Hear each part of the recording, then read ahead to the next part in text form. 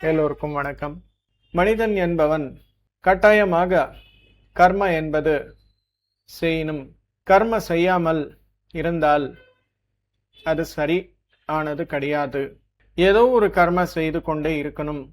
எதற்காக என்றால், கர்ம செய்யவில்லை என்றால் நம்முடைய பௌதிக உடலுக்கூடவும் நமக்கு இயலாது அப்படின்னு சொல்லி போதிக்கிறார். மை டியர் ஃப்ரெண்ட்ஸ், நம்முடைய வாழ்க்கையை சரியான முறையில் நடக்கணும் என்றால் அதற்கு ஒரே ஒரு உபாயம் என்னவென்றால் கர்ம செய்யணும்.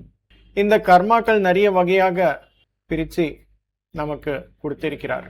நம்ம தினந்தோறும் வாழ்க்கையில் நாம செய்ய வேண்டிய பொறுப்புகள், கட்டாயமாக செய்ய வேண்டிய கர்மாக்கள் நம்முடைய தினந்தோறும் வாழ்க்கையில செய்ய வேண்டியது. அடுத்ததாக இந்த உலகத்திற்கு நம்ம மூலமா செய்ய வேண்டியது, உலக நன்மைக்காக செய்ய வேண்டிய கர்மாக்கள். அடுத்ததாக எல்லாரும் செய்ய வேண்டிய பேசிக் நெசசிட்டி ஒர்க்ஸ். 3 வகையாக பிரித்து நமக்கு கொடுத்திருக்கிறார். மை டியர் ஃப்ரெண்ட்ஸ், எந்த விதமான சூழ்நிலைகள் வந்தாலும் சரி, நாம இவ்விதமான கர்மாக்கள் அனைத்தும் செய்ய வேண்டும்.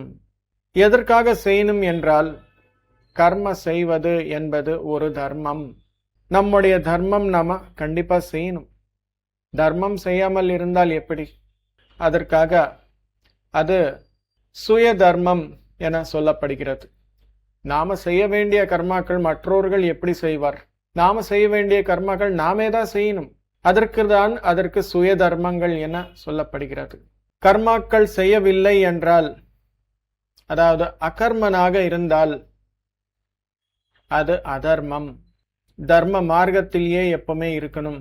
ஏதோ ஒரு சின்ன சின்ன கர்மாக்களாகட்டும் செய்யணும். கொஞ்சமா ஏதாவது ஒரு செயல்கள் ஏதாவது செய்யணும். கொஞ்சமா செய்யதை விட அதிகமா செய்யறது இன்னும் சிறந்தது. அதிகமா செய்யதை விட மிகவும் அதிகமாக செய்யறது உத்தமம்.